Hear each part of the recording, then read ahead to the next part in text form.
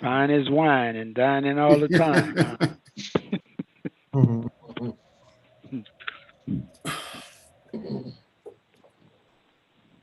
Trying to see which Okay, way. 1 minute, folks.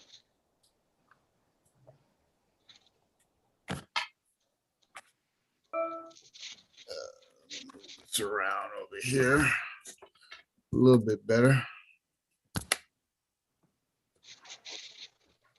All right. Last time I couldn't get this to work. What's that? The Zoom on my library laptop. So it looks like it's working this time around. Yeah, last meeting it worked okay. I could see. No, I was on my personal laptop the last time.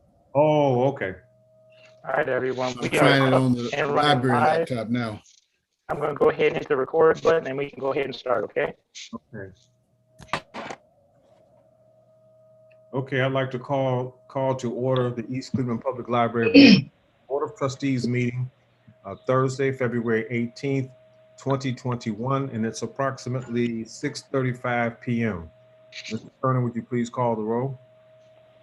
Yes. Mr. Rashid, Present. Mr. Mays, Here.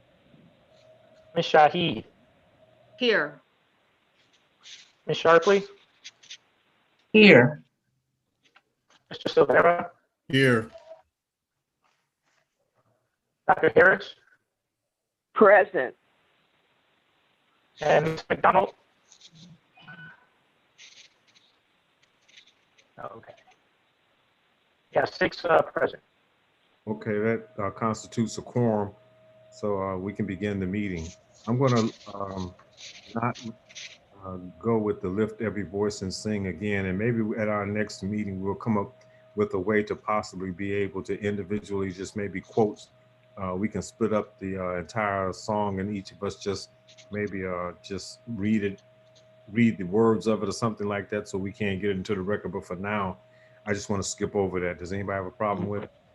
No, we have no problem with it, but maybe you can sing and we listen to your melodious voice. Lift every voice and sing till heaven and earth rings. Go ahead. I thought you were on a roll there, Mr. Mays. Okay, I'll move on to the approval of the agenda. Do we have a motion to approve the agenda? I make a motion to approve the agenda as presented. Carol Shahid. Carol Shahid, second the approval of the agenda. We have a motion that's been second. Any discussion? Hearing none, Mr. Turner, would you please call the roll? Mr. Rashid, Yes. Mr. Mays, Yay. Ms. Shahid, Yes. Ms. Sharpley, Yes. Mr. Silvera, Yes. Dr. Harris. Yes. I have 6 yeses. All right, 6 yeses, so the approval on the agenda has taken place. The next item on our agenda is the approval of the regular board meeting minutes from 12/21/2020. Do I hear a motion? Marianne Harris, I move for approval of the board meeting minutes 12/21/2020. Do we have a second? 12, I second it. you said 12:20 or 12:21? It's 12/21. I have on my document. Yeah, 2020 is here. Okay. No. It says That was the December. That would be 20. December the 21st, 2020. Right. that's correct, from December. Okay, yes. I second that motion for approval. The second, is there any discussion on the board minute? Yes, there are, Mr. Chairman. I know that we did not clarify, and I know that was suggested in those minutes that I would be invited. I think when Mr. Shavera said that he would invite me to the Finance Committee meeting. I don't think it necessarily has to be discussed in the finances. It should be discussed with the board, period, that in its grants that's coming in, you don't do a resolution before you receive the grant. After you receive the grant, you do the resolution. And if, as I said before, if there aren't any stipulations in the grant that we were seeing, with stipulation mean how it's to be spent and what it's to be spent on, then the board will put those stipulations as to with the director giving us things that need to be done or whatever we also see done. And then we recognize that we have received the grant and notify them that we've received them and thank them. That's the way grants are received. You don't do a resolution before you receive it because you have not seen it. You don't know what the stipulations are. They just send you a letter of acknowledgement that you will be receiving the grant. And so we'll be on the lookout for it. That's the way grants are received, and not doing a resolution before you receive something.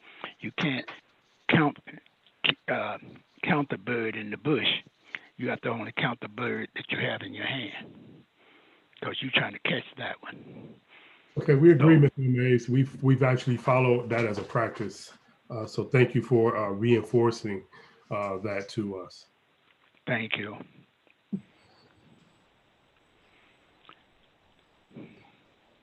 That's what the discussion I had on the minutes. Now, was that reflected in an issue that you have with the board minute meetings from 12/21/2020?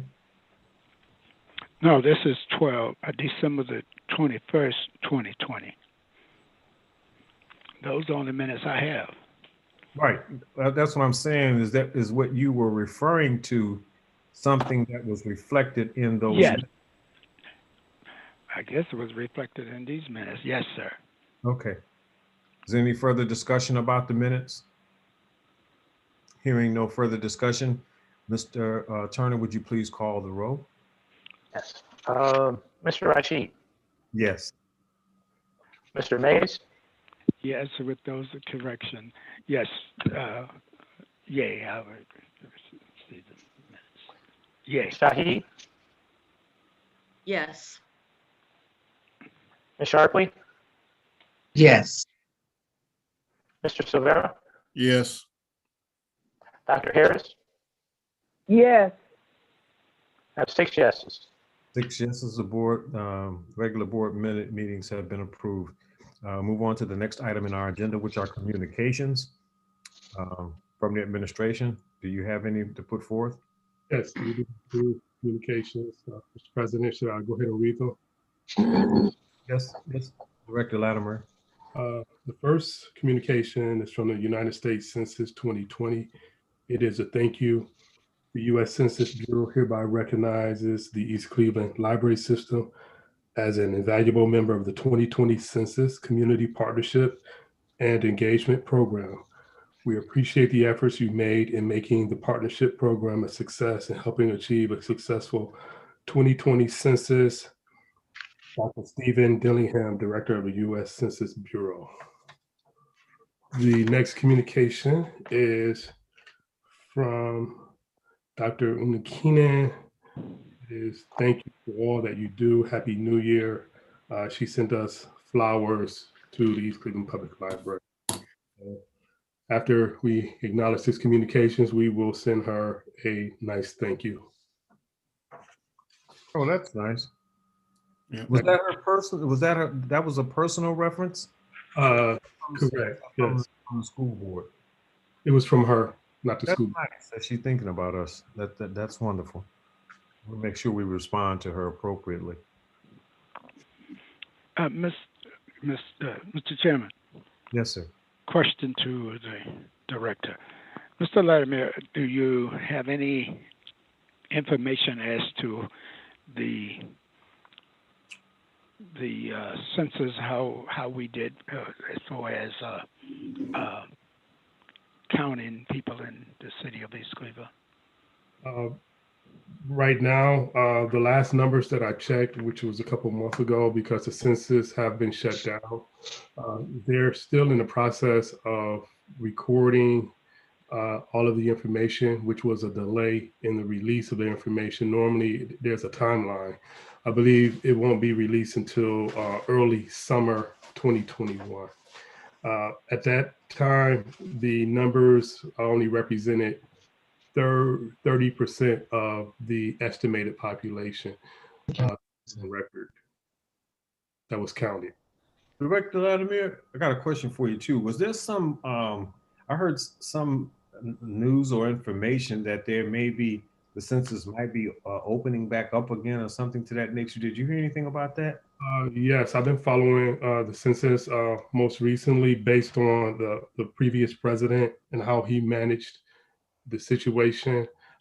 They're discussing doing this because we're also in a pandemic. There were a lot of communities that were undercounted, and there was a lot of transient individuals where, with the program, with college students being at home, that's normally they count them at the university, and a variety of other situations. There's discussion of doing some level of a recount. Okay, And that's what I had. just to add to Mr. Rashid, the pandemic had some impact upon this the census. Is that correct? Because that's one of the reasons they stopped counting people. I guess answering their doors or whatever. Yeah, maybe so. And another issue too is that when they did the census, there wasn't over 400,000 people that's no longer here. So I don't even know how that's going to impact the numbers. Right. But anyway, I did hear that there was some activity going on around an additional count or additional activity with the Census Bureau. So I guess we'll just stay tuned for, for further knowledge and updates. Is there anything else in your communication, sir? Anything else? All righty.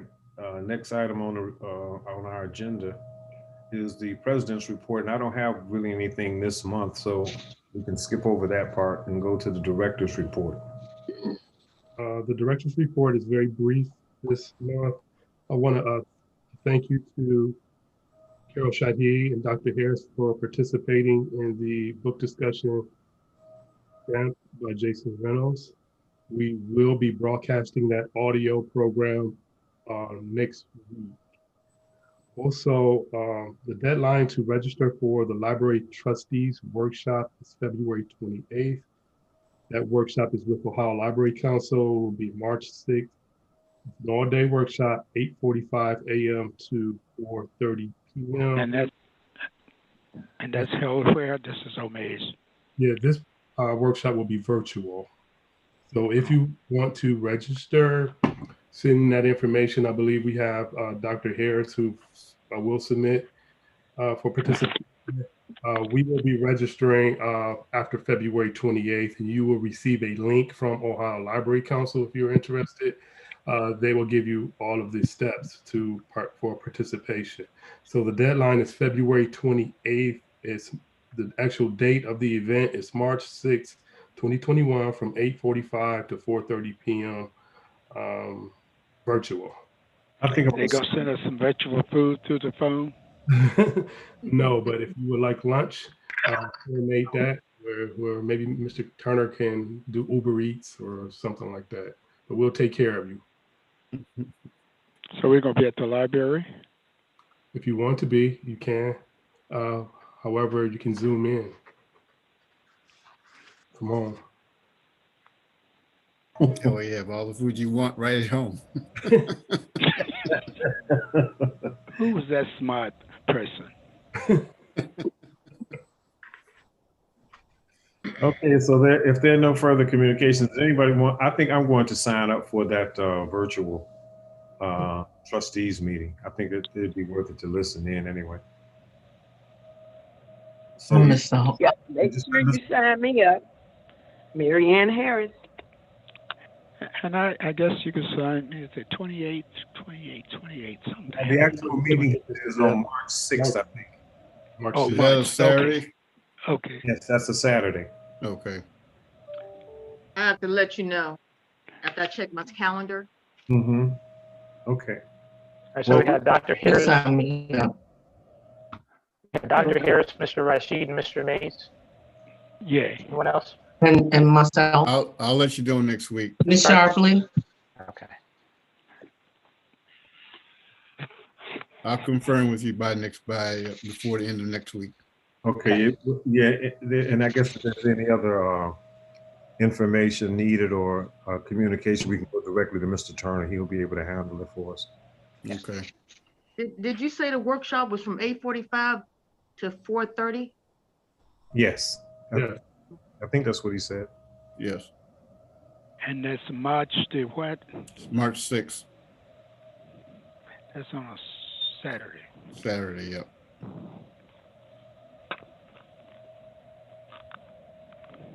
We can make arrangements for lunch, have a pizza delivered to your home, or just send us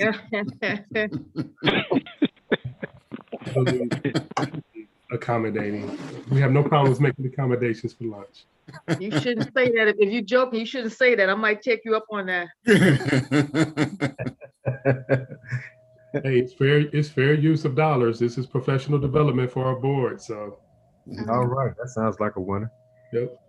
But there are no further communications. I mean, that was the director's report. So at this time, we can move forward. And Mr. Cockfield, would you please do the fiscal officer's report? Yes, Mr. I'm sorry, Mr. Cotfield, point of order. Before we get started, we need to vote on the director's approval of the director's report. Oh, I move that we accept the director's report as given. Second, Mary Ann Harris. The motion has been second. Is there any further discussion? Hearing none, Mr. Turner, would you please call the roll? Mr. Rashid, Yes. Mr. Mays, Yay. Ms. Shahi, Yes. Ms. Sharpley, Yes. Mr. Silvera, Yes. and Dr. Harris. Yes. Have 6 yeses. Well, the director's report has been accepted. Next item on the agenda is the fiscal officer's report. Mr. Ross Cockfield. Mr. Cockfield, you have the floor. Thank you. I'm going to try. I'm trying to share my screen now. You did it pretty good at that finance meeting I watched on YouTube. Well, that was a great meeting between you guys. I really enjoyed watching it. Is everyone seeing my screen? Yes, sir. Yes. Yes. Okay. Well, I'm going to read this. I had emailed it out as well, but I'm sharing it for a particular reason. Let's see if I can. Okay. This is prepared in February 2021, and I'm just going to start reading. Calendar year 2020 is remaining open. An adjustment to our revenue was required because our book balance at the end of the year was being understated from our bank balance. Our new book, or our new bank book balance as of 12/31/2020 is $1,181,156, changing from $1,156,524.13, a difference of $24,631.87. The error came about from an adjustment to property tax revenue in the month of September, which in fact did not need to be made. The adjustment created the understatement of our book balance, which has been corrected. All the entries for January are in the system, but are not posted pending the final close of 2020. For the month of March, I will be providing a reconciliation of banks and fund balances covering the months of January and February, period. 2020 will be closed within the next week and will be filed before the close of February. This month, we presented our 2021 permanent appropriations budget to the Finance Committee. Total general fund appropriations are being increased to accommodate a set of major projects that administration is proposing for this year. Without the major projects, the permanent appropriations are unchanged from our temporary appropriations, which were approved in December. the major projects are as follows, and this is the primary reason why I emailed this out and I'm reading it. We have our print copy station. These are the lease costs for the equipment of total lease cost of $3,672. This actually represents lease costs from roughly from May to the end of the year. So obviously that could change depending on when the copy station is put into operation. Then we have huddle space, electrical, staff desk, workstations, the roof over the nonfiction area, which is at $36,000. New carpeting, which is only going to be for 1/3 of the library, and we're budgeting that at $50,000. And then the marquee, which we're budgeting high at $116,500. So our the total cost of our major projects is $241,172. And then I go on to say that the total general fund appropriations with the major projects included are $2,573,845.43. Going on, we submitted a draft of our revised internal control policy for review by the Finance Committee. There were suggested additions which have been made, and we'll submit the revisions for their review and possible approval in the month of March. And that completes my report. Are there any questions? Yes, Mr. Cockfield, I got a question for you. Prior to the pandemic hitting, which altered our budget for 2020, what was our the total amount that we had appropriated for projects last year? I'm just curious. There were actually no major projects budgeted. Everything was actually a part of the facilities budget, the general facilities budget, which Mr. Cooper had presented. I can, if you'd like, let's see if I can. That's not necessary. I was just curious. I know that we ended up spending the over $200,000 to redo the boiler systems and stuff, but I was just curious how close we came to the appropriations for this coming year and what percentage difference, whether it was up or down. But it's not really a critical number that I needed. I was just curious. That's all. Well, I'd be more than happy to pull that together and send it to you. Okay. Okay, Mr. Cockfield. Yes. My question is regarding the major projects. We have some carryover from the PACE project, correct? Only $5,000, yes. Is any of that 5,000 being applied to any of these projects? Yes. That would comply with the usage? Yes, it can be applied to certainly the electrical, the roof. Has a definitive decision been made yet on that, or no? A decision, I would simply include that as part of the payment program. Once we receive the invoices, I would simply submit an invoice or submit a document for reimbursement to NOPEC. Okay. Yeah, but it would be used, yes. All right. Mays, a question, Mr. Cockfield. I'm sorry, Mr. Mays. My question is, I haven't asked it yet. My question in reference to what are you basing the marquee on, as well as the roof? Or are you going on past experiences, or have you had some input as to what it will cost us to repair the roof, the side that's leaking that has not been repaired? That's a fair question, Mr. Mays. These are numbers that were supplied to me by Ms. Flood and Mr. Cooper. What I had done actually over the last 2 months is ask them to pull their information together, do whatever research they needed to do in order to supply me with numbers that they felt comfortable in justifying. So the detail behind the numbers would actually be something that they would have to give further discussion on, but the marquee, I know that they had received proposals or numbers anywhere between 70, say maybe 75 and 116,000. Obviously, our budgeted high. And then we have the roof, which I'm sure Mr. Cooper had received quotes on or proposals for. And this was the number that I included in the budget. Okay. Well, we'll have further discussion in buildings and grounds in reference to the roof as to whether there is have gotten proposals in or whatever. Okay, once the Okay, permanent appropriations are approved, we will be presenting to the board in March a full layout and a full report of the quotes that we've received on all of the projects, the processes and the legal steps that we need to take to move these projects forward.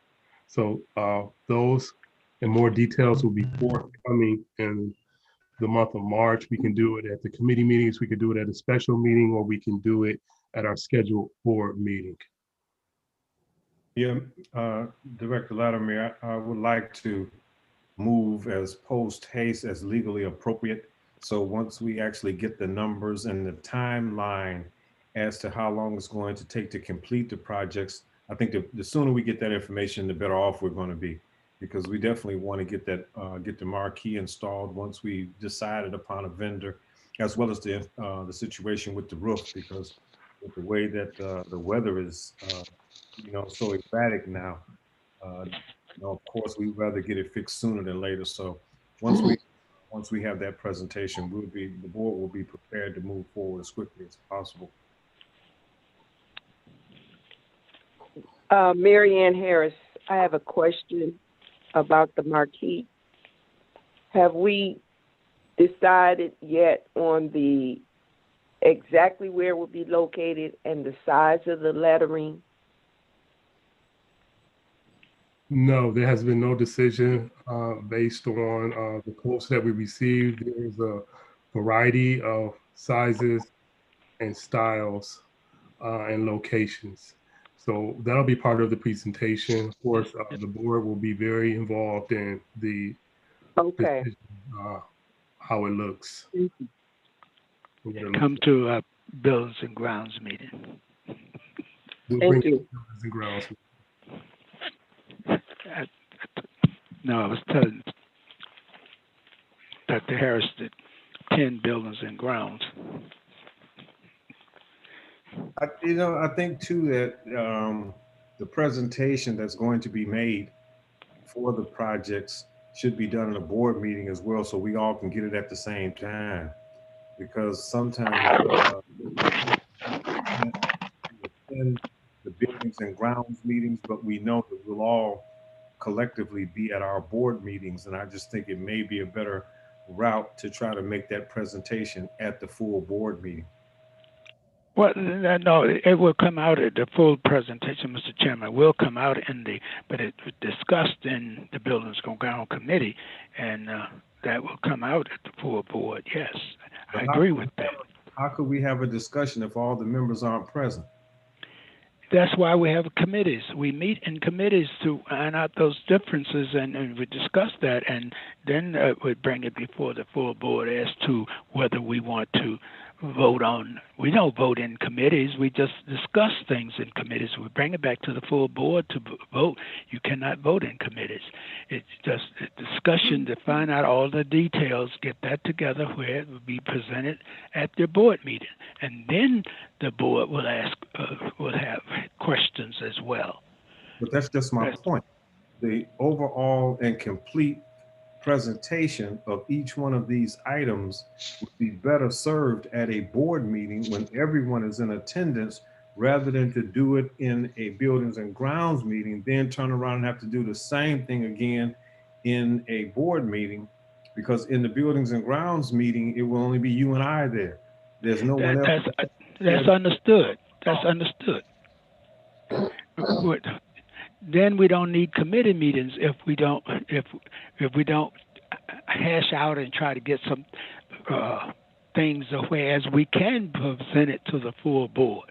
They can. There's always when it present it to the full board, there are other members have questions and concerns, and they would be answered, or it can be some things can be deleted, or there could be an addition to. That's the purpose of having committee meetings. Mr. Chairman. Yes, sir. I think one way to resolve this question is committee meetings are recorded. So once the meetings are recorded, then that link can be sent to all the board members for them to review. And any questions that they, based upon their review, they can come up with their questions and make that available either prior to a meeting or at the meeting. But at least that way, everyone would have, everyone would be able to look at the recorded meeting to see what's going on and what questions are being asked. Ideally, if we can attend the committee meeting, that would be even greater. But if what people who can't attend, at least having ability to review the recording of the meeting would be helpful. What if we just move the committee meeting to a few minutes before or after the board meeting? Because I still say the same thing, to sit there and go through a full presentation with just the two of us sitting there. And then we are the only two people providing input at that particular time. But if that same meeting that he's going to hold with us, everyone was present, then we all would have whatever input, because in the interest of expediting the process, I don't think it's effective to have two separate meetings when we can just do it in one where everybody is there. They can give their input, because even if I send you a link and you listening later, it's still not the same as it would be if we were all sitting together trying to iron out what we thought about it. And that's just my thought process. If everybody doesn't agree to it, that's fine. I'll just drop it. But I was just thinking, in the interest of having a professional presentation presented to us all, it would be better served if we were all present.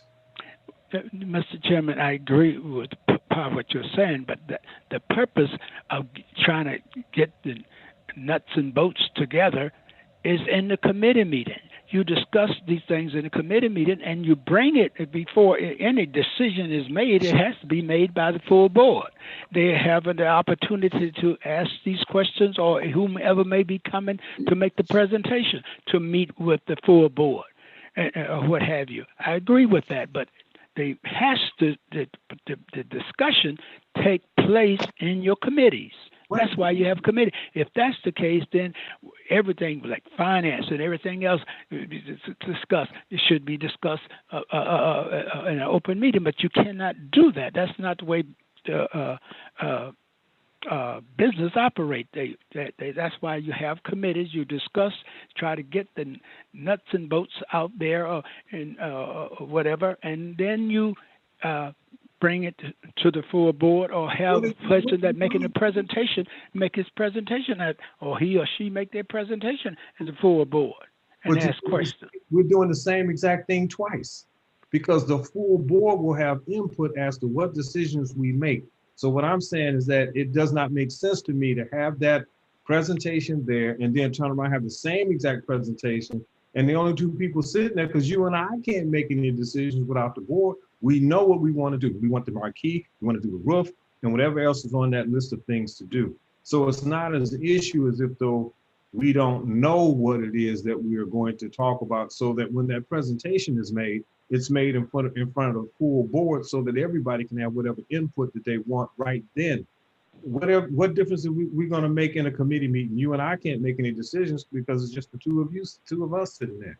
But anyway, what I would like to do is to move the committee meeting to before or either after the board meeting, so that we could have this presentation in front of everybody instead of doing it twice. I just cannot see how it's effective to have that presentation on an item that important to us, and there's just nobody sitting there but you and me, and then we turn around, because whatever we say, we still got to go back to the full board to discuss it. There will be no input from anyone else if you and I just did it in the buildings and ground. No, that's not true, Mr. Chairman. I have to differ with you there. That's not true. Everything that has taken place with the roof before, we discussed it in committee, and it came before the full board and made the presentation, and that's the way business operate, bruh. But you keep saying that as if though it's fixed in a stone marble tomb. It's not. No, I didn't say it was fixed. I mean, That's my point. I have no problem with it. We just move on. I have no problem with it. So we'll figure it out. What day do you have in mind to have this information so that it's ready to be presented? We'll be No one has it as of yet. They're still in discussion stages and contacting, I guess, vendors or what have you. So that's just all that's in discussion now. And as far as the roof, I don't know whether they have gotten appraisals or whatever. Those are presented, let us know, and they are presented to the full board as well. And we vote on. But they do have numbers because they got them from somewhere. That's what we're putting into. Well, no, he said, if you heard his presentation, they try to set it high. I guess it come from some past experiences or checking with other people that has marquees or whatever, what they cost. And they have contacted, I guess, certain people. But all of that will be brought up in even at full board meeting as well. All of those things will be brought up and discussed. And as well as in the committee meeting, we don't know as of yet what's going on. So I don't want to jump the gun. We have to do our due diligence first in the committee, and then it comes to the full board, and they will have their discussions and questions and deleting or adding to or whatever the case may be. That's the purpose of, your committees trying to iron out some of those things. When they come before the full board, they have their say and agree or disagree. Yep. And that's the way it has been done. That's the way we're done with the roof, if you recall. Okay, where are we at now? The finance report. I think he had finished. That's what we discussed. So then you move on to. Okay, Mr. Chairman, I move that we accept the fiscal officer's report. I second. Mary Ann Harris.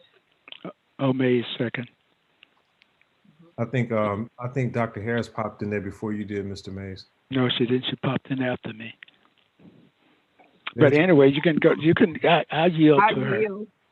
I yield to Mr. O'Mays. Mary Ann Harris yield. Thank you. We have a motion and a second to accept the fiscal officer's report. Hoping no further discussion. Mr. Turner, would you please call the roll? Mr. Rashid. Yes. Mr. Mays. Yay. Ms. Shahid. Yes. Ms. Sharpley. Yes.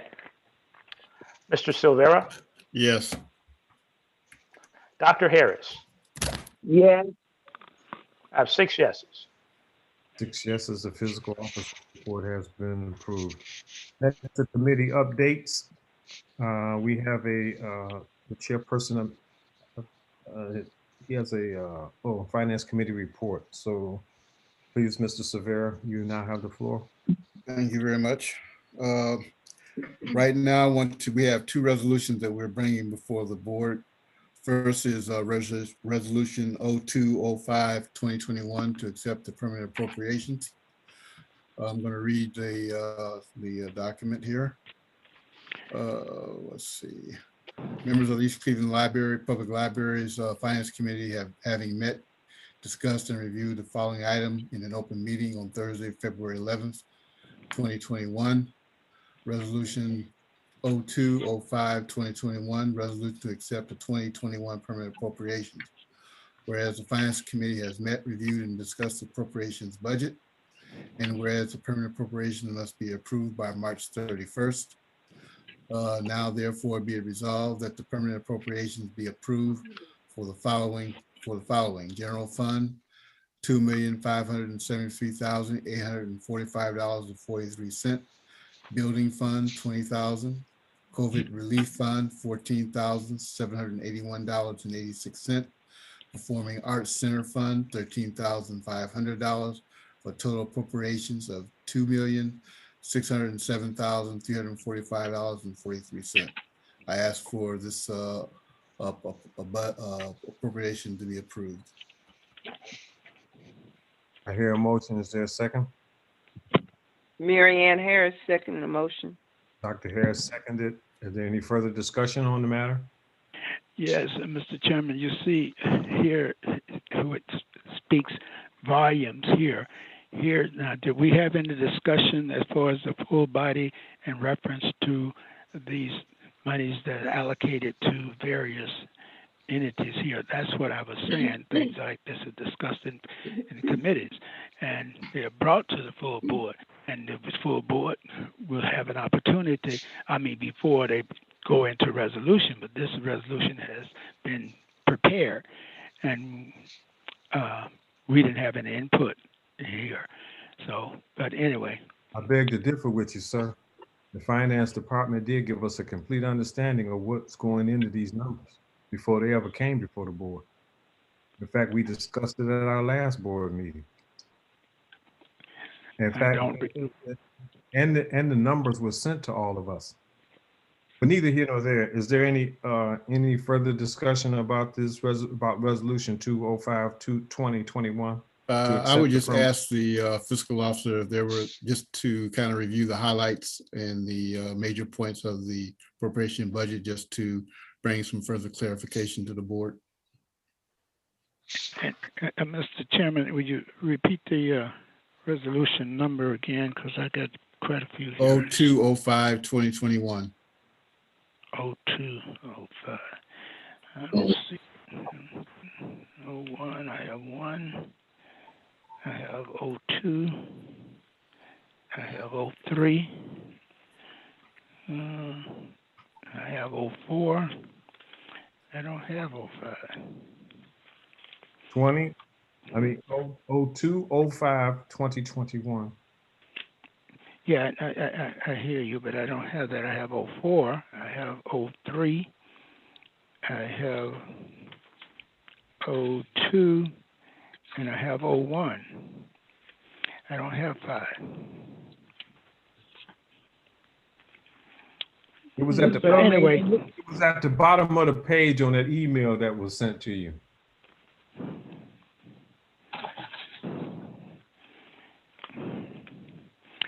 Well, let's not hold it up because I don't have it. I don't have it. Ross Cockfield sent us an email yesterday. I don't see the exact time, but it's all over. If you scroll to the bottom of it is where I found it. Mr. Mays, also in the board packet that you received, 05 would be in the packet before 01. I'm looking at all of these things here. I do not have it.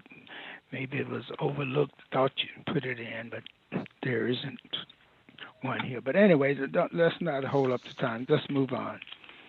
I don't have it. But I'll take your word for it. I've heard you reading. Okay, oh, wait a minute. Oh, no, it wasn't at the top. It was at total the bottom and mixed up in the finance report. Okay, I got it. Found it. Thank you for your patience.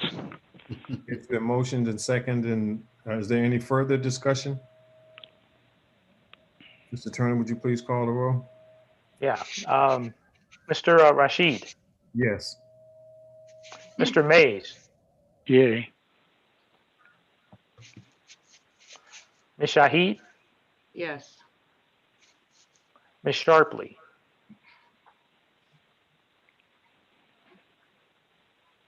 Ms. Sharpley. He's connecting in.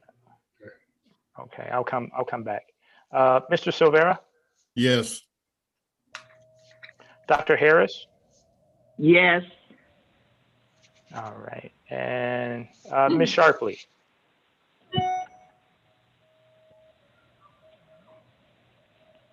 All right, Ms. Sharpley. He appears to be reconnecting. At least that's the note I see on the screen. I can't tell if it reconnected or not. It's saying it didn't. Okay, there she is. Hey, can you hear us? Ms. Sharpley, can you actually hear us? I don't think her audio is working at all. Yeah, still trying to connect. All right, well, technically, we do have enough votes to go ahead and pass this. We have five yes votes. Can she, We do without him? can you accept her, if she text in her, her approval? Well, we have 5 votes, and she's not. Okay. She has calling the roll here, so she not connected. So we do have enough votes to pass the resolution. Okay, Mr. Chairman, if that so pleases that we move forward, I'll move on with the next resolution. Okay, we do have enough votes in it. The actual resolution did pass. So, Okay. and you can go on to the next one.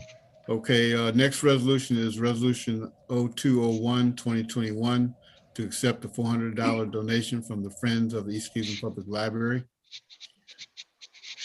Members of the I have a second that motion. I haven't even read the motion yet, Mr. Oh, I thought you said. No, he was in the process. You're jumping the gun there a little bit there. All right, members of the East Cleveland Public Library's Board of Trustees have met and discussed and reviewed the following items in open meeting on February 18th, 2021. Resolution 0201-2021 to accept a $400 donation from the Friends of the East Cleveland Public Library. Whereas the East Cleveland Public Library's Board of Trustees hereby accepts the recommendation of the Executive Director to accept the $400 donation from the Friends of the East Cleveland Public Library. And whereas the donation accepted from the Friends of the East Cleveland Public Library will be used to purchase 4 32-inch smart televisions that will be raffled off to registered viewers of the library's online screening of Freedom from Juneteenth, a partnership with Karamu House. And now therefore be resolved, adoption of Resolution 0201-2021 for the acceptance of the donation from the Friends of the East Cleveland Public Library allows for incentives for encourage public participation in the Freedom for Juneteenth program. I move for its adoption. I second the resolution. It's been moved in second. Is there any further discussion? Yeah. I thought, yes, Mr. Rashid or either the director or whomever may answer this question. The 32, you said the money is to be used to purchase 432 small television that will be smart TV that will be reflected off of the registration views of the library online. This is just a donation. It's not it wouldn't buy the 432 inches, I guess, smart televisions. Is that correct? I guess it depends on how smart the TV is. All right, Rush. You're full of jokes tonight. Those funds were designated to purchase these smart televisions. I'm sorry, say that again. We received the funds from the Friends of the Library. So the funds were donated for the specific purpose of purchasing the smart televisions for us to raffle off as part of our Black History Month program. How many, you say televisions, how many televisions are you planning on purchasing? 4. It's 4, that's what it says in the resolution, Mr. Mays. Okay, 432. I think he's baffled at the fact that you're going to buy 4 TVs for $400, but that's not the case. That's just a contribution towards the purchase. Is that correct? No, we got a great deal on those. You can find a 32-inch smart television for maybe $100-120. So right, that's cool. Okay. Yeah, that's what my question was. With the $400, purchase these 4 TVs. But now, but anyway, you've answered that question. Thank you. If there's no further discussion, Mr. Turner, would you please call the roll? Yes. Mr. Rashid. Yes. Mr. Mays. Yay. Ms. Shahid, Yes. Ms. Sharpley, Ms. Sharpley, we can't hear you. If you can hear us, nod your head yes or no. Can't see her. She was muted. She's good. Can't You see can you see either. her? No. Yeah, I can see her. You can see her? I can see her. Yeah, I can see her face too. I've been off and on here. I Oh, can there see. you are. Oh, she's back. She's back. Okay. I finally figured out it's me. It's me. It's not any, it's me. Okay. So are you in favor of this resolution? All right. So yes. And Mr. Silvera Yes. and Dr. Harris. Yes. All right. I have 6 yeses. Resolution 0201-2021 passed. The next item on the agenda So, is, Mr. Chairman, that concludes the Finance Committee's resolutions. okay. Thank you, sir. Thank you very much, Mr. Severe. Next item on the agenda, committee updates, Personnel Committee update. Okay, Mr. Chairman, this is the Personnel Committee met February 11th, 2021 through a virtual meeting at 12:00 p.m. Several items were discussed in reference to the COVID-19 update. At the present time, only people who are age 65 and older are eligible to take the vaccine, along with essential workers. And I think teachers were added to that list as being essential workers. Is that correct, Mr. Latimer? That is correct. Okay. Now, once the vaccine is available, people in their particular age group cannot use an excuse not to come to work if they have refused to take the vaccine.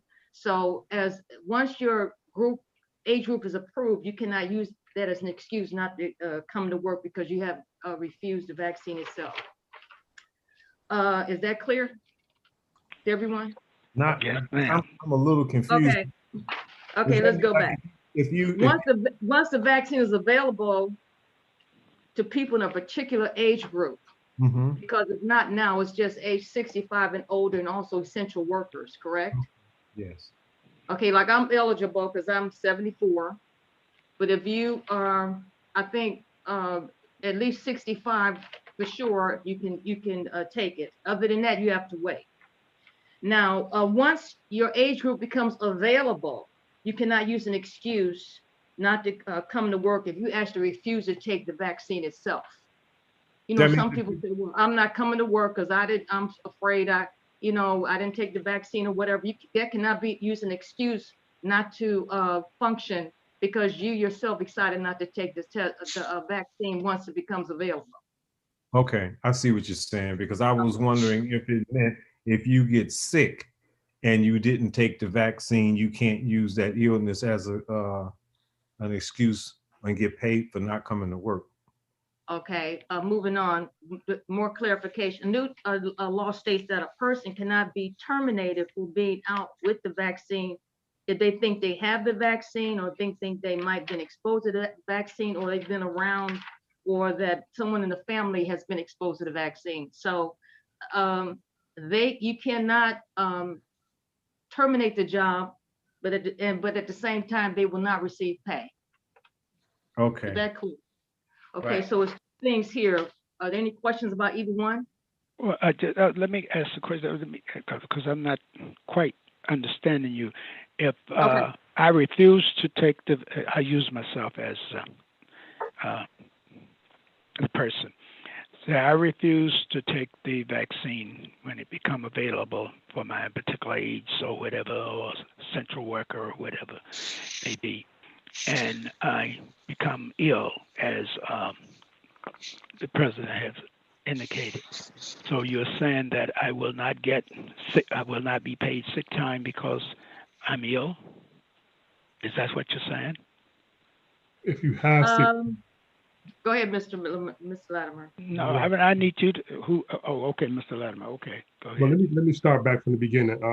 Back when the coronavirus became public, one of the acts they put in place for HR was the Families First Coronavirus Response Act. Some of those some of those rules within that act were very loose, Right. which kind of favor the employee. So instead of the employer. So between, I would say, March up until December 31st, there were a lot of employees, not only at East Cleveland Public Library, but across other industries that somewhat taken advantage of having the coronavirus, someone being sick in their family, coming into contact. So the rules and the laws will favor the employee.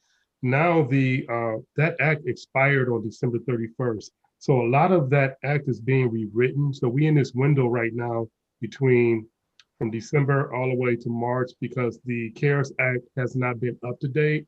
We're still waiting for all of the legality around the HR. So what we're doing is we're following the recommendations from ADP, which is our Yeah. payroll and HR solution, OLC, that's Ohio Library Council, and we're dealing with at East Cleveland Public Library each situation case by case. We only had 2 incidents. We've had 0 exposures by staff, but we had 2 potential situations where someone had to quarantine at home for 3 days, and we followed the recommendation of the CDC. At that time, those 2 employees, they accrue sick time, so it's not an issue. Our issue is going to happen with these laws are kind of written.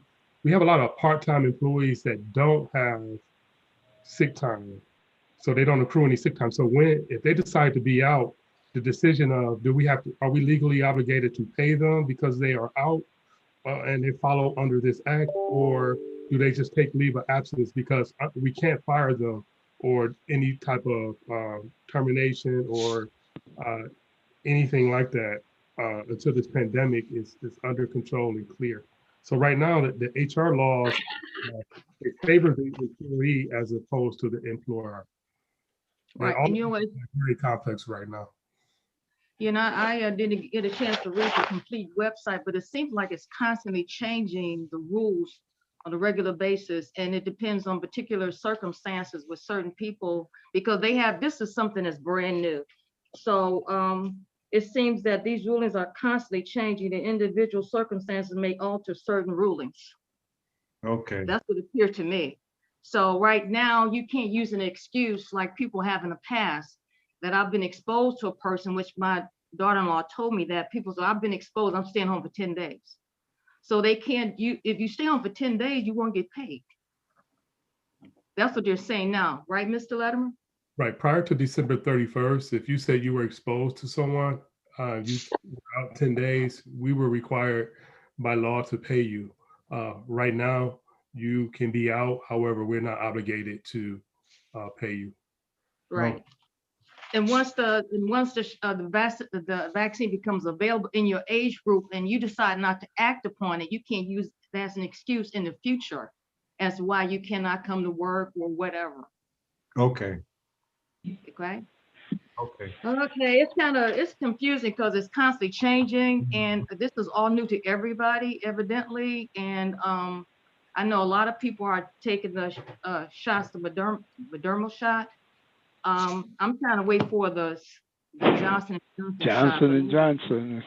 Yeah, that's what I'm trying to wait for, but I understand it's not as effective. But I have good reviews from the Moderna shot. My friends have taken it, and one person that took it, they took the first and second shot, and they didn't have any reaction whatsoever. Okay. Which is new. Okay, and so as we in discussion, I know some has taken it and they have caught the virus again. well, you okay, we've heard in the meeting, okay, my coworker, I'm a brain freeze right now, but she said Maze. that Miss Starkley. Oh, okay. She's available. Is she on? Can she hear us? Miss Sharp. Miss Sharpley, yeah. She said, could you share with them what you said about the person that you knew that already had the virus? They didn't know they had the virus, but they had the shot. One thing about it is that and it's another doctor that just recently passed too from coronavirus, who had taken his second round or his second shot. If you already have the coronavirus and you get the shot, it doesn't save you because you already got coronavirus. My girlfriend, this was last week. So about 3 weeks ago on Thursday, she went down, her and her 3 girlfriends caught the bus, went down to Harbor Lights and got their first round of coronavirus shots. She said the next day, it was on Thursday, next day, that Friday, she said her nose started running a little bit and she lost her sense of smell. But she knew that, that she would have symptoms after taking the shot. Well, Saturday when she woke up, this is, going into the second full day of having the shot, she said her legs was on fire and she could barely stand. Plus she didn't, couldn't smell. So she went and got one of the rapid tests done and come back, she had full blown coronavirus. And that's because, when she went and got the shot, she already had the virus. So the shot was ineffectual to her. Only thing, but what it was, she was asymptomatic. So when she got the shot brought out the symptoms, Right. so, she ended up with full blown coronavirus. But I think that, I don't know, I sent the link to one of you guys, but it was a doctor that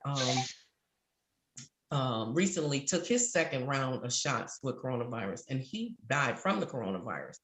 Because if you already got it, the shots are nothing. They're not going to do anything for you. If you're asymptomatic, it seems like it will behoove you to not get the shot because the shot is what really brings out the symptoms if you're asymptomatic and you get the shot, because it doesn't ward you from getting the coronavirus because you already got it. So it's all for naught. Yeah, but if you have the virus after 10 days, then can you take the shot? I don't know. I don't know.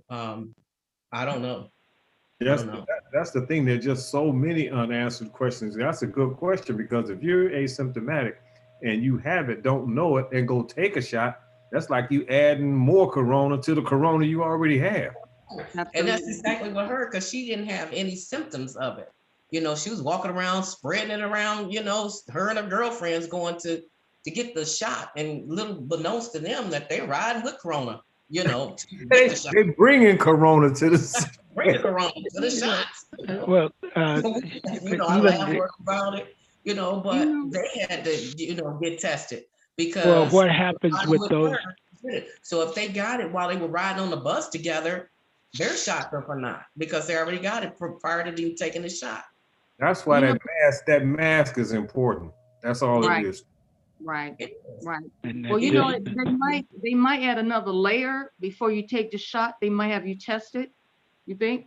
They may have to do. I thought they do test you before they give you the shot. And secondly, if you have other symptoms, or what have you, that could aggravate those symptoms that you have, like diabetes and other problems that you may have.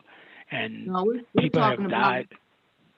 If you're just a regular person with, you're asymptomatic and you just go there, but it seems like another layer should be, if you have no medical issues, you still should have the, test whether or not you have it, because they're not doing that now, because I have friends that just don't get the shot.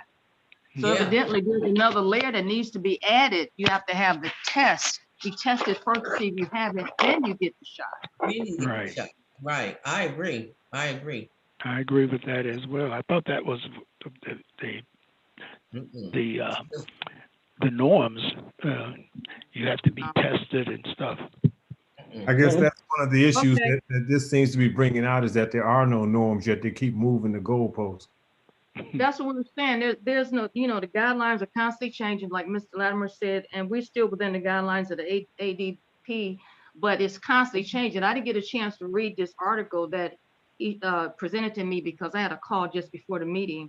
But anyway, it seemed like it's a constant. They're just constantly trying to find their way with this virus. So we have to do the best we can. And wear a mask. Okay. Now, any other in reference to the COVID update? Any questions before I move on? Okay. No, I prefer you moving on, Madam Chair. You have a comment, Mr. O'May? No, I said I would agree with you moving on. Okay, now since the reopening of the library, there's been no children yet, but somewhere between 10 and 12 people, adults, I guess, daily. So also with the reopening of the library, staff members are experiencing anxiety and stress, which I can understand why, because you don't know who have it that's coming around you. It seems like this stress and anxiety has spilled over into personal conflicts between staff members, and negative tones in language and also disrespect have surfaced among staff members. So in order to deal with this stress, has been Mr. Vladimir was considered having a luncheon for staff members or bringing a third party to mediate conflicts between staff members. So that's something that he's thinking about. What type of issues are these? Are there, is the conflict in response to people coming now into the library? Is that what it is? Yeah, we're in a new phase where we've been open to the public. However, we're now open where patrons are spending a little more time in the computer labs on both sides, in the youth and the adult areas. So it has created, not only at our library but other places, people experience stress and anxieties around staff members are not vaccinated. The coronavirus is still active. They read the news, they hear that there's another variant of the coronavirus, but they come to work. So those are just normal behaviors, human behaviors that we have to deal with as managers. We are making adjustments. We will work to improve the morale around our reopening and see, what the needs are. We're going to individually talk to staff members to see how they feel and what support we can provide for them. So we're going to be very proactive, knowing that there has been a change over the last 8 or 9 months in their work environment. And Mr. Vladimir, question. Now, I think you have things spaced there. It's 6 feet. That's what the norms are. 6 feet apart. Mask. They must wear a mask, and in there. And same go with the employees now. So the employees all up in each other's face or whatever the case may be. So now, why are they so I don't know, because the public is coming back. That's what their first, I guess, what you want to call them, what they call these first responders or whatever. And so they have a job there, and that job is waiting on the public. And so there are other institutions, far more people come in the Senate and what have you. But my point is this: long as those people are protected, 6 feet apart or what have you, and they test them when they come in, because they even test me today. I went and picked up my package today. They see that I have a fever or whatever the case may be. I'm just only going in here and coming out of here, so I don't feel this is necessary. But I cannot see them falling apart and becoming so discombobulated because of the fact that we're opening in the library again to the public. Because there are other public places opening in the state. The governor has said when they had shut down some of the other places like bars and what they call it, the casinos and things of that nature, they didn't open them back up. But they say you must meet those prerequisites, and we have spaced those sitting arrangement in the library. So we are doing our part. And if the employees wear their gloves or masks and things of that nature, and they mingle with other people when they're coming into there, they I don't know. I just feel that that's a cop out, because there are people working every day with the nurses and the doctors and people working in the buses as our president is driving a bus with But people, you know, Mr. Mays, and Mr. they're not Mays, no 6 feet apart. well, Mr. Mays, you know what, Yes, this is ma'am. Carol Zahid. I can understand the stress because, you know, if you work in a workplace, you're more or less isolated, but you having people from all over coming in with their own set of rules in their head, how they're going to function in the library. So you have people constantly reissuing or reasserting the rules and regulations. Some people choose to ignore people sometimes, regardless of what you tell them. Then And we need to put them people out. get upset. I understand that, but just the process itself could be stressful. Just to go through the process of dealing with people who's always Yeah, anti or trying to find a right, way to get around the rules or whatever, right. get I mad agree with with you. you and get mad with you because all you're doing is following the rules. Right, So you right. become I a buffer agree. between, you know, so I can understand how they might be a little stressed out and they need some type of help. And I think it's our job to provide help whenever they need it. But I would be stressed out if, you know, people just coming in from whatever and because I have watched people in the line at regular store lines at most Mm-hmm. supermarket, and they have to put people out, refuse to wear a mask.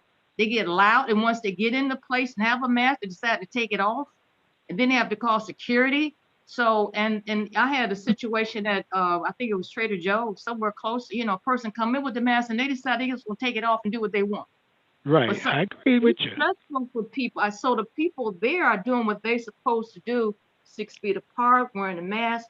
But when you have people coming in and they have their own rules in their own head, what they're going to do, that's stressful for the people that's actually there trying to serve the public. And I agree with you. And if those individuals, you need to put them out. If you cannot follow the norms here, you will not. You're not going to enter this library. You must have a mask on when you enter the library. I've encountered the same thing that you just encountered, and I tell them in a minute. I said you must be 6 foot apart. I don't bite my tongue with them. You get up off my back. Get 6 feet behind me and stay there until I move or whatever. Then you move. I tell them in a minute. I don't care what color they are. Okay, so is there any additional? Yes, we do. Moving on. Okay, now a new business evaluation forms for Mr. Cooper, Ms. Flood, Mr. Turner, and Ms. Chambers will be completed by April. And the format will be the same type of evaluation form that we use for the director, physical deputy. Did I say that correctly? Oh, we have a staff transfer from the adults to the children department. Ms. Brown's position in the Children's Service Department will be replaced by Erica Dye. Is Ms. she Sharma, did I already forget present? anything? He's already Is that a new person? You want to add anything to what I've said, or did I forget anything? No, before you go there, Mr. Shahid, is this a new person or is this a person that's already hired? She working there already. She's already working, yeah. He's Oh, okay. So just removing her, shifting her around. Replacing Miss Brown. Miss Brown, that was in the children's department. Yes. You know, she's gone, right? And she's been replaced by Erica Dye. Oh, okay. So it's just a transfer. Is that, well, I know we can't discuss personnel matters, but was there any reason or just she left on her own? She resigned. Okay, Ms. Sharpley, is there anything I didn't mention? No, you covered everything. You think so? Okay. Yeah. Well, this concludes the Personnel Committee report. Are there any questions from anyone else? Well, thank you for your report. I mean, it's quite detailed and interesting. Okay, if you want to know, I have the website that Mr. Latimer gave me in terms of the rulings in the workplace, in terms of people getting paid or not paid. And I haven't had a chance to actually read it. But if anyone wants to know, I have the website I can share with you. Okay. Okay. So Does that conclude Okay. your report? That concludes the Personnel Committee report. Okay. We don't have to vote to accept that report, do we? No. No. Okay, okay.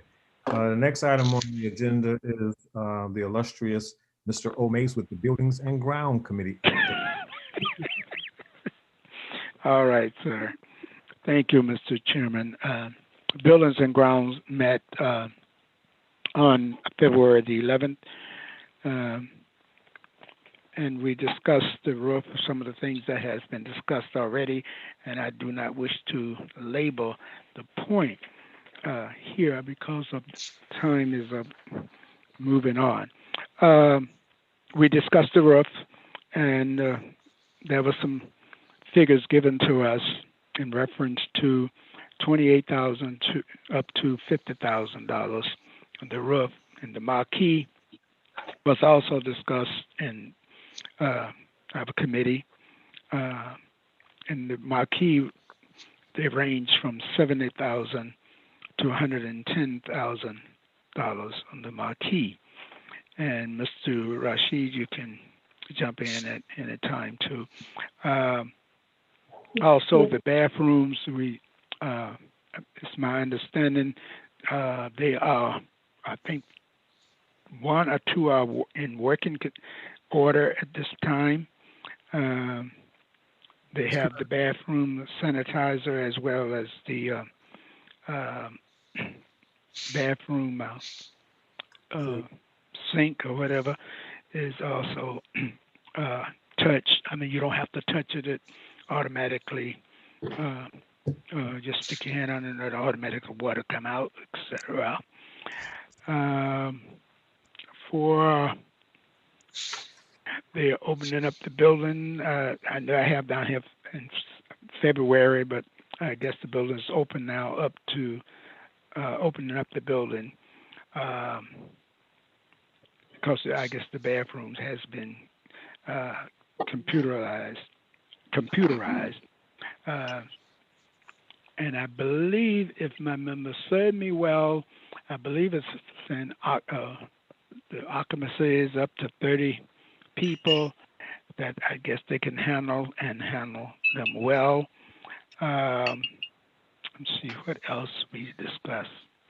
We discussed the property in the back as to, I wanted an update on that, or what have the city or anyone had been contacted, or the county to see what the status is with that property. And so we're still waiting for an update on that.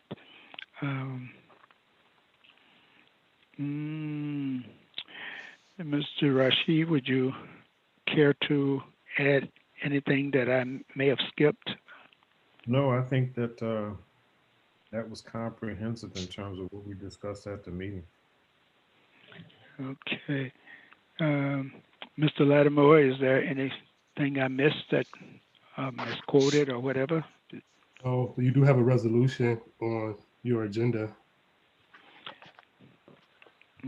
Okay, yes, I do have a resolution.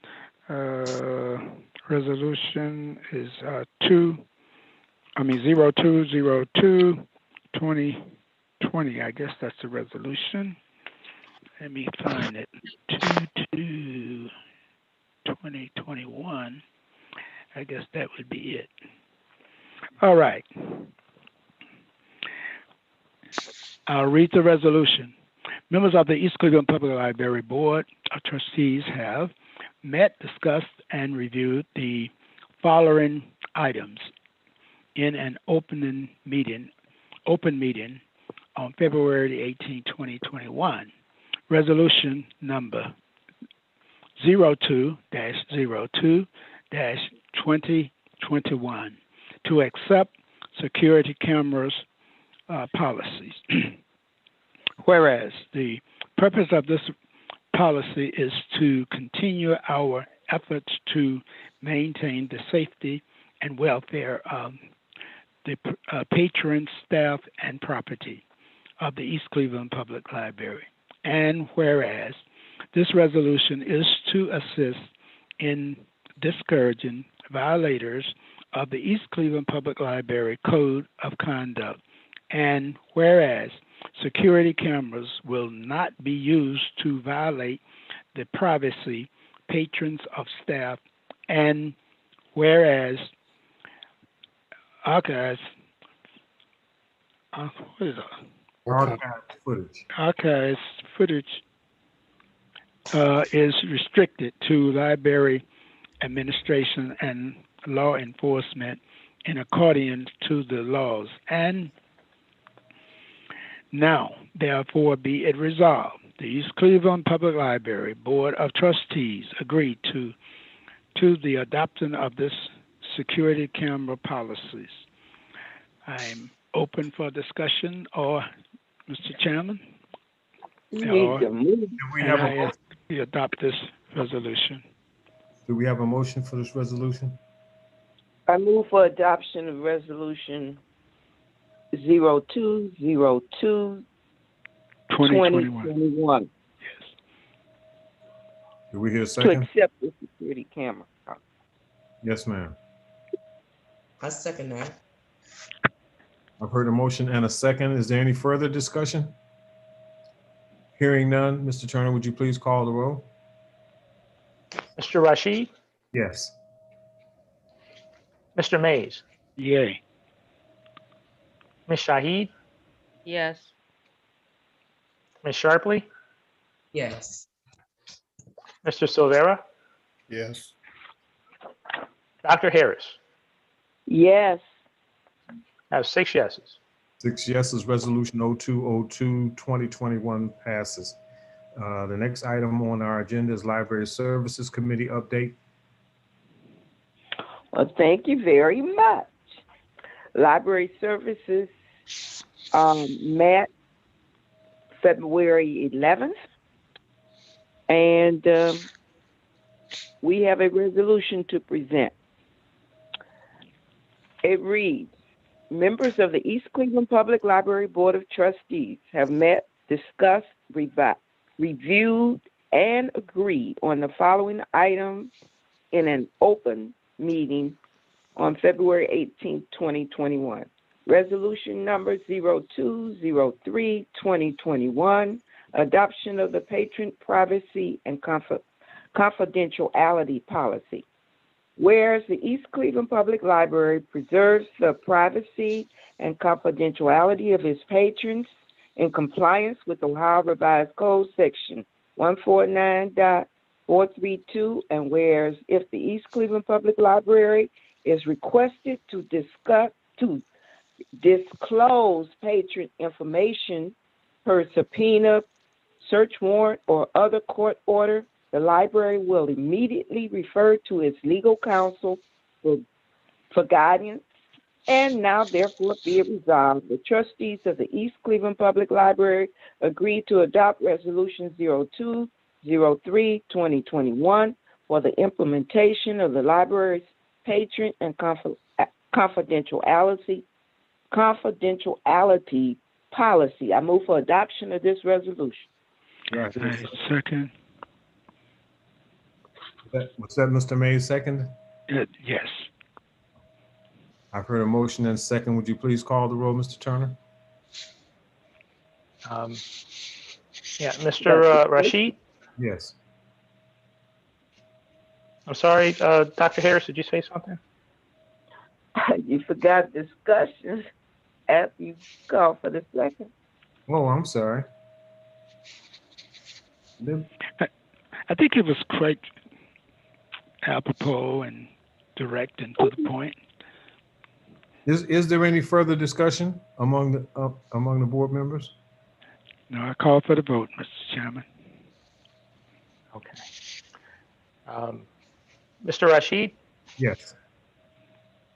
All right. Mr. Mays? Yay. Ms. Shahid? Yes. Ms. Sharpley? Yes. Mr. Silvera? Yes. And Dr. Harris? Yes. I have 6 yeses. 6 yeses, resolution 0203 2021 passes. Thank you very much. That No. concludes the Library Services Committee report today. Thank you. And thank you for such a concise and quick report there. That's great. The next item on our You're welcome. is the ad hoc committee update. Chairperson, I think, is Mr. Severa. Yes, thank you. The ad hoc committee did meet this past Thursday.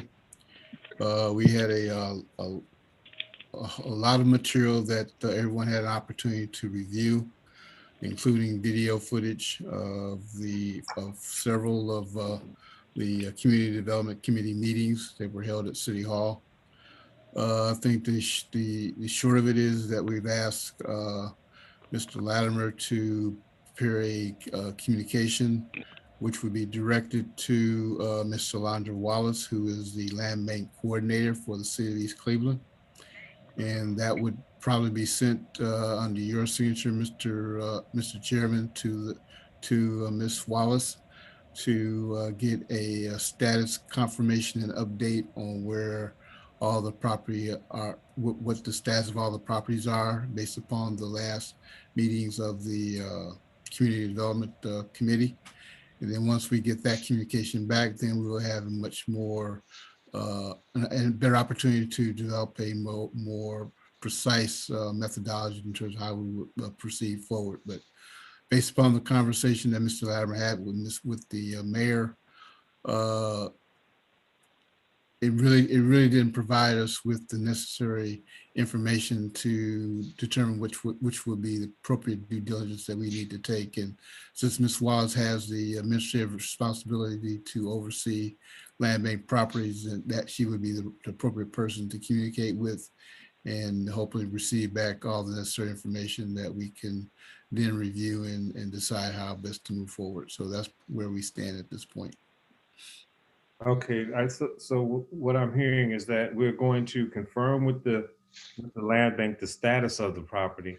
So we'd like to get as well as our applications that were before that committee, and just where the status of everything is since those meetings, and where the current legal status is, of the properties, just all the legal information we need to know to be able to determine how we're going to move forward. Okay. Then once we have information back, then we can decide as a committee, we would meet again and then make some recommendations for discussion that we would bring to the full board. Okay, is there any further discussion on the matter? Yes, I think that I know a lot of it has gone past council, but council certainly has the authority to say yay and nay as to whom is going to get the property or whomever. Is the property land bank? Yeah, the property should be still with the land bank, but at the same time, we need to do before we even approach council, we need to do our due diligence with administration.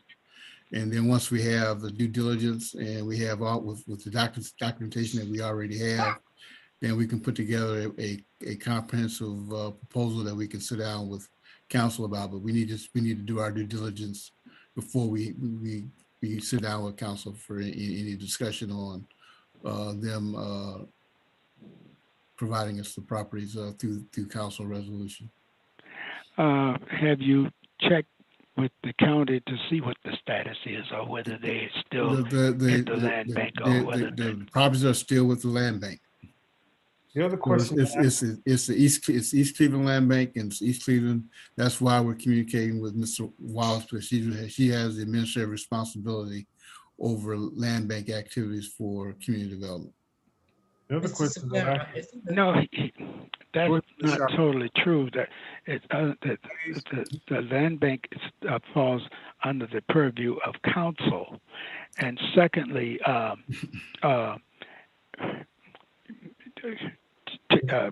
and I hate to say this about our mayor, but our mayor you cannot trust. He'll tell you one thing and do it. That's why we're not dealing with the mayor at this point.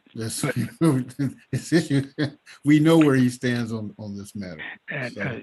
So that's why I said. That's why I say you we need would to go check through with the county to see what the status is, whether it's We've still already at gone to the county East Cleveland website. City Land Bank. We've already gone to the county website and determined that it's still listed as the East Cleveland Land Bank properties. Okay. Ms. Sharpley, you tried to speak up earlier. You have the floor.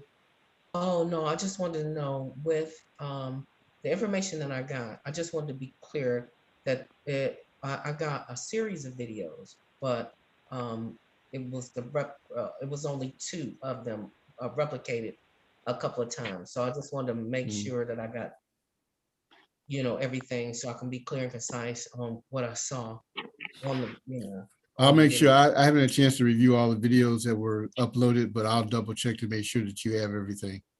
Okay. Another question that I had for you, Mr. Severa, is can you just quickly refresh my memory about the Ohio Ethics Commission's ruling regarding public officials acquiring property out of the land bank? The way the law reads that any public official who is whether it be a councilman, employee, or elected official cannot acquire any public properties that's owned by the city, because their land bank properties are considered public contracts. So that would be a conflict of interest for not only an elected official, an employee, or or direct family members cannot be engaged or be involved in acquiring any public properties. Okay, that is current law and a written document. Yep, and it's my understanding from the when I talked to Council President Corrine Stevenson, there was a letter that was issued from the Ohio Ethics Commission to the mayor to confirm to him that he has no ability to participate in any public land bank properties because of the ethics rules, not only with the city of East Cleveland, because East Cleveland has the same rule requirements as the state of Ohio. So it would be a violation not only of the East Cleveland laws, but also of the state of Ohio. Well, I do recall people telling me that they had talked with someone from the Ethics Commission when the house on Forest Hill was purchased by the mayor. Are you telling me to change the law? Or let me respond to that, Mr. Chairman. If there aren't any takers of the public must be cognizant of or notified there is property in the land bank. They have the first preference of the property, not an employee or nor mayor or council or anyone of that nature, because they see it first. And the law says they must notify the public there is property to be had. Now, if there is no public interested in the property, then the council or mayor or whomever can apply for that property.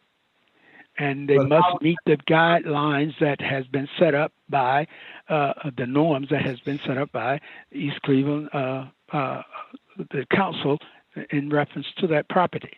There is the laws on the book that we've set up laws, norms, how the property is to be executed. I understand that, but I have personally witnessed property being transferred in Forest Hill to a council person without going through the opportunity. That is correct. That is correct. And that can be brought up, and they can be handled for that because of the fact that the law plainly stipulates that they see it first. They know it, the property is available, but they must notify the public there is property in the land bank, and they must have first choice of the property. What I don't understand is that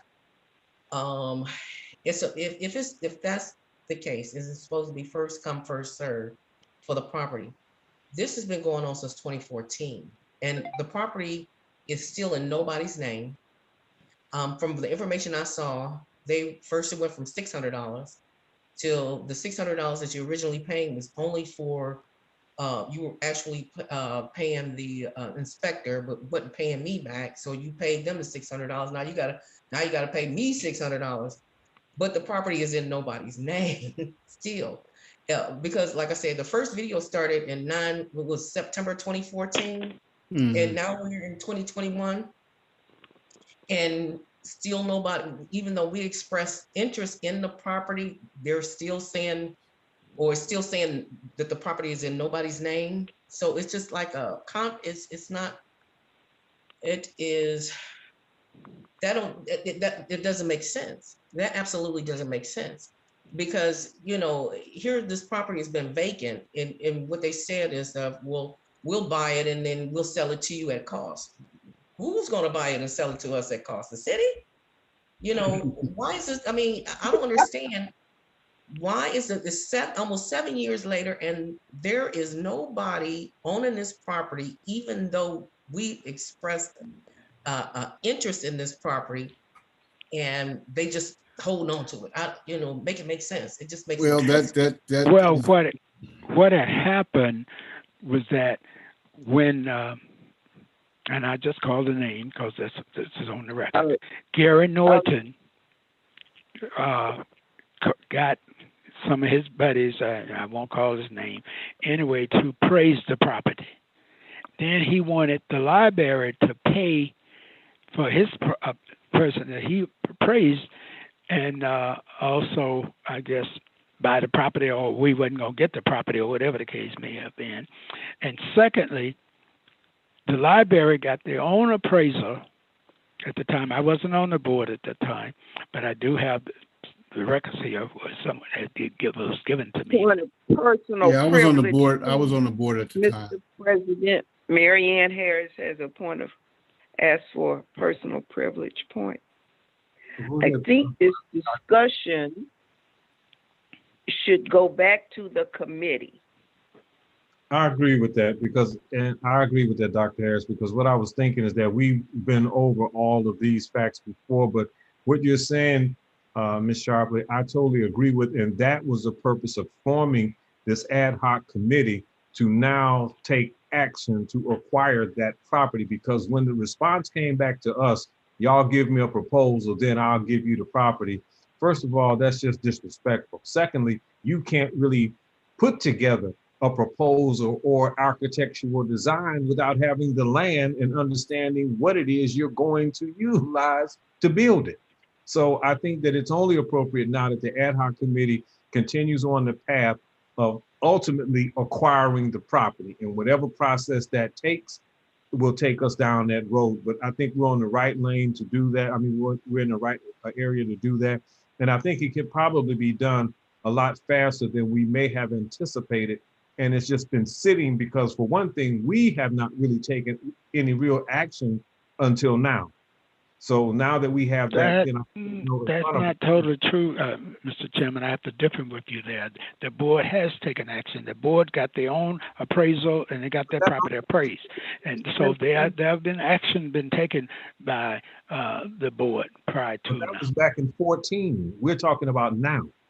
Oh, you're talking. Okay. So that's why I say I think once we formalize the communication with Ms. Wallace and get the response back, then we can begin the next phase of our plan as a committee in terms of how a strategy to go about acquiring the property. But we need to take it in steps, and as I said, it's been a gap in years, so we have to do what we need to do to make sure that we close the gap in terms of, from a legal perspective, and in terms from operational point of view, what the city has done or hasn't been doing. And when we go to council, we'll have all our ducks in order and make it an easy decision for them to make. Thank you very much. I have a question. Who do you complain to about the mayor and his actions in terms of doing the right thing? Because they investigating themselves and whatever. What group do you go to in order to bring the mayor? As far as the city goes, we deal with, it's like with 3 branches of government. Council has ultimate oversight over the administration outside of any particular specific legal issue that the mayor or any other official would violate, then it would we deal with the county prosecutor's office or the state attorney general, depending on the nature of the issue. Mr. Severa, at the time that Mr. King was advocating for his mother, wasn't he counsel during that time? Yes, he was a member of city council at the time, yes. And he should not have been. He should not have been engaged. He should not have participated in those meetings, and his family should not have been able to make application, because that was a direct conflict of the ethics requirement for him as an elected official, for him as well as direct family members. Who brings charges against him? That's right? what I said. Ultimately, an ethics charge was made against Mr. Mayor King, or Mr. King at the time, and that's why the state issued rules to him. I'm trying to get a copy of that communication, which would also be a part of the package of information that we would put together as well. Because I mean, it's the same person that bought that house in Forest Hill for $1,000. Yes. The same. I mean, so and really no work has been done, so that property really should legally come back to the city, because they've not complied with the rules in terms of how they're supposed to maintain and upgrade those properties once they buy them out the land bank. That's what I thought too, but that's what also. But that's something else altogether. What our concern is the properties on Deborah Ann Lane, the 4 properties that we want to try to acquire. I agree. There a time base and when you have to do improvements on the property? Yes, you have. If what happens with the law that's put in place, the law that's in place, because I was part of it, you must show some improvement on the property, or you can come back and say you need more time. You have 6 months in which to make some improvement, but if you unqualified to do that within those 6 months, you come back to council and ask for an extension. That's the way it operates.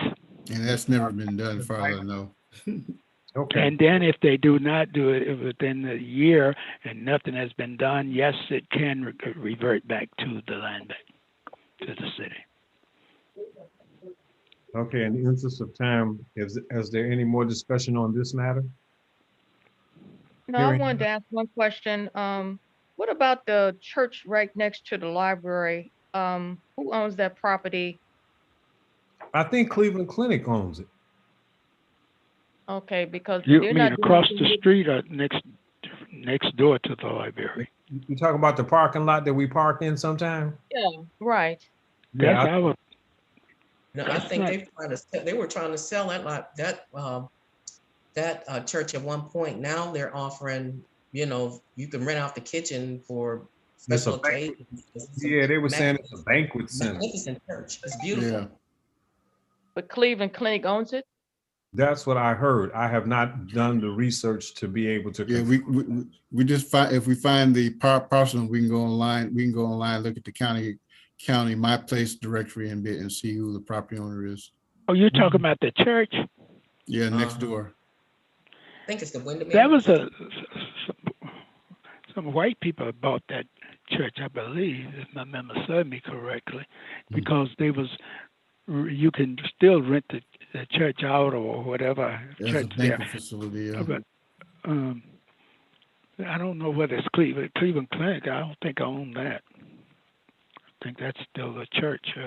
Some church people bought that. Is the parking lot the property of the library, or is it the property of the church? I think it may be the property of the church. It's the property It's property of the church. Okay. Without that parking lot, we would be in trouble a lot of times. Mm-hmm. That's something to think about in the future. That's Well, what they never stopped us from parking there. They allow us to park there. Yeah, but that's exactly why we're concerned about this expansion and space to, to move in the back of the library, because we've been maintaining those 2 lots. Yeah. Not at the church. No. But No, the we're lots talking about the behind, lots behind it. yes, the lots behind us, yes. Mm-hmm. And Okay. that's another selling point. So either you're gonna pay us for maintaining it or what have you, and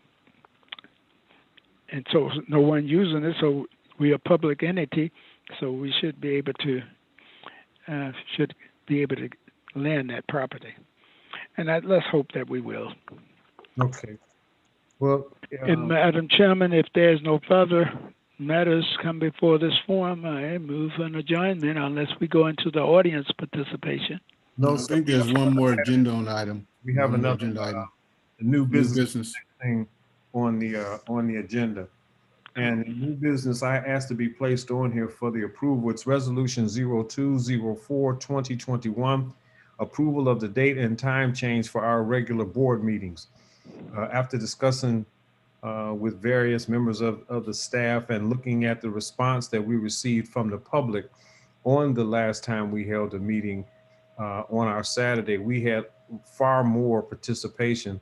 And sometimes when our meetings are scheduled, the library actually is closed on those dates. So I wanted to put the resolution up. You can table it, you can vote it up or down, but I actually wanted to bring that resolution to the floor today. So, So, Mr. Chairman, I'll take the gavel and I'll yield to you. okay, resolution 0204-2021, approval of date and time change for regular board meetings. I motion that for the adoption. And wait a minute, but first thing I want to do is accept the date because I gotta find it here.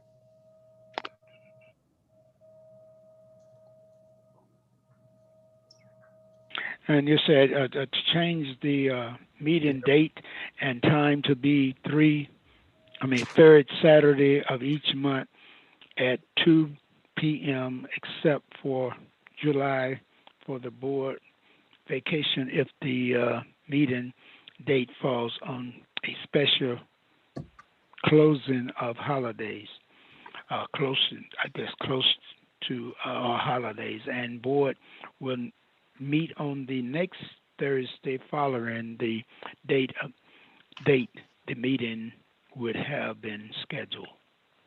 If that's what you're looking for? Yes. So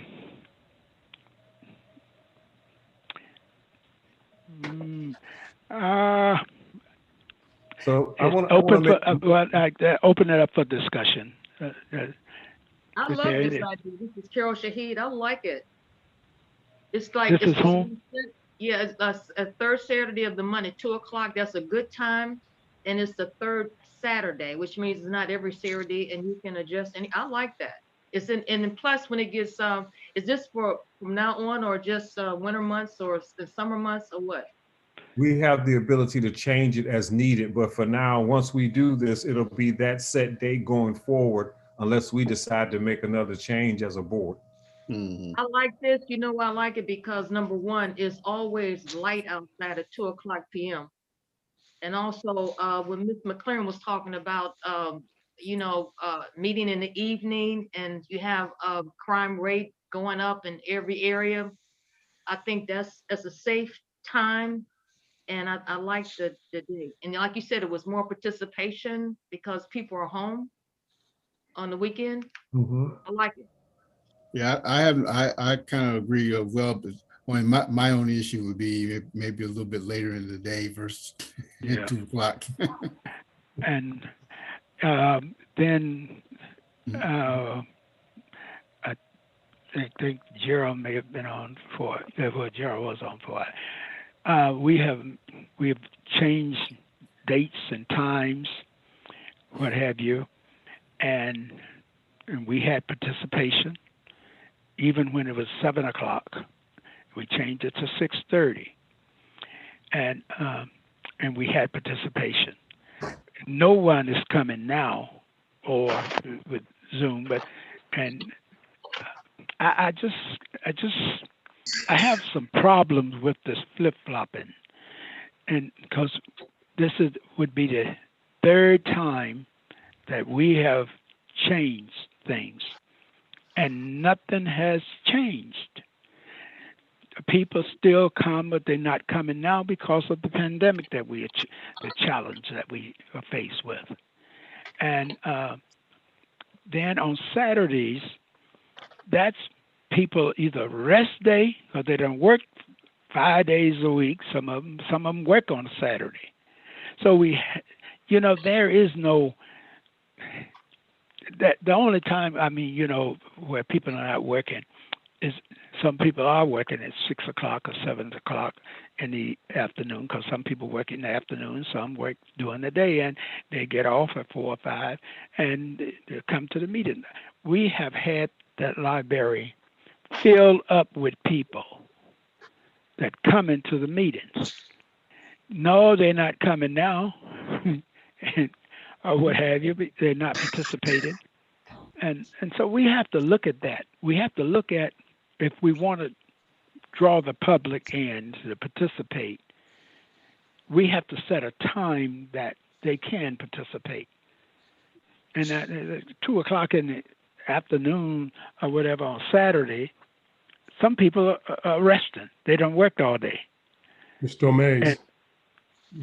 Can I just finish my point? This meeting, sometimes we have to make adjustments to meet the community. This particular meeting today, we had 4 viewers. When we had the meeting on Saturday, we had 40 viewers, by far more than what we've had. So it looks like a lot of people, community members, were available when we had our last meeting on that Saturday. And you know what? This is Ms. Shahid. If I had a job working every single day, you think I would like to look and observe a meeting at 7 o'clock at night or 6:30 rather than on a Saturday afternoon, one day out the month? Well, still is one day, even whether it's, I understand what you're saying, whether it's on Saturday or whether it's on a Monday or a Tuesday or Wednesday or Thursday or Friday. It's still just one day out of the week that we meet. I mean, once a month, or rather, once a month that we meet as far as the meeting is concerned. But our committee meetings was supposed to be from 6 o'clock or 6:30 until 7 o'clock or 8 o'clock. Because some of them had meetings, or they were scheduled at different times. So I don't know, whatever. So it's open for discussion. Are there any further discussion? This is Ms. Shahid again. When I was teaching school, and I was talking to people all day long, there's no way I would actually try to attend a meeting in the evening. In fact, my husband would give me an hour to get myself together when I came home before I started cooking and dealing with anything else. Mm-hmm. Because you work all day long talking to people, dealing with people. And I think on a Saturday is like a relaxed day. I like the idea. Now, I don't know how we're going to vote, but it's okay with me because I'm retired. But I know when I had a regular job, it would fit more. It would be better for me at that, to actually be more relaxed. Because there's no way in the world that a person that works all day long will actually want to tune in and watch a meeting that they don't have to look at. Okay. And Are there any further discussion? I'd like to put the motion on the floor. Are there any further discussion? Are there any further discussion? Hearing none, Mr. Rashid is back in your court. Yes, I make a motion for resolution 0204-2021, the approval of date and time change for our regular meeting to be adopted. Can I get a second? Is there a second? Second by whom? Carol Shahid. That's some noise there. I'm sorry. Mrs. Shahid, was that you? Yes, the second? Yes, sir. Okay. Yes, we did. It has been moved and properly second. Are there any further discussion? Are there any further discussion? Are there any further discussion? Hearing none, Mr. Turner, poll the board for resolution 0204 2021. Mr. Rashid, Yes. Mr. Mays, Abstain. Ms. Shahid, Yes. Ms. Sharpley, Yes. Mr. Silvera, Yes. Dr. Harris. Was that a yes? It was abstention. Abstain. Okay. So I have 4 yeses and 2 abstain. The motion carries.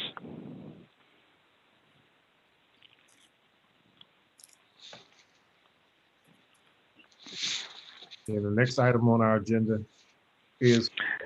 I'll turn the gavel back over to the president, Thank you, Mr. sir. Rashid. Thank you very much, Mr. Mays. Next item on the agenda is old business. And I don't see anything listed on our, so the next thing is audience participation. So do we have any input from the audience? Comments? Before we go to audience participation, Mr. Chairman, for new business, I made mention at the last meeting, and I think it bears mentioning it again. I guess would be to the administration, whomever does these resolutions, that you must put a date and time on the resolution, not because you got it up here in the preamble. It must be down here when it passed, whatever date it passed on, as well as for the signing of the resolution. There must be dates and time and every vote. I mean, down here, in the box where you're calling out the names, when this resolution passed or failed, that should be here in the box and what date it was. So like today, this resolution passed February the 18th, 2021. And that need to be on every resolution, because you pick up this resolution, just see some names checked off that they voted yay. When did they vote yay on this? When did they sign this? Okay, Mr. Mays, we get it. We will make that change. Well, okay, I hear you. Now, when are you going to make it, Mr.? It'll be on the next, it'll be date and time on any resolutions moving forward after today. Thank you. Our next regular scheduled meeting will be on a Saturday in March, and we'll determine if that's going to be an in-person meeting or a Zoom meeting as we see what's going on with the pandemic and our situation, because we have spent a lot of money on PPE equipment for the library. And if you're taking that out of my mouth, Mr. Chairman. That's what I was going to ask. Why did we spend all this money and we still not meeting? Down there we had to set up, and it was really nice. I didn't mean to take it away from you, but I was going to say the same thing when you got finished, to make mention of that. Okay, well, let's plan as a group to do it in person unless something else comes up where we absolutely can't. Our plan is to do the next one in person. So the next item on the agenda is the audience participation. I don't see any comments. Mr. Turner, did you have any comments from the public? I do not see any. Okay, the next item on the agenda is the motion for adjournment. Mr. Chairman, I move that for this adjournment. Mary Ann Harris. second. The motion is second. Mr. Turner, call the roll. All right, Mr. Rashid. Yes, sir. Mr. Mays. Yay. Ms. Shahid. Yes. Ms. Sharpley. Yes. Mr. Silvera. Yes. Dr. Harris. Yes. I have 6 yeses. The motion passes. Mr. Chairman, Yes, sir. I know, the vote, we passed that.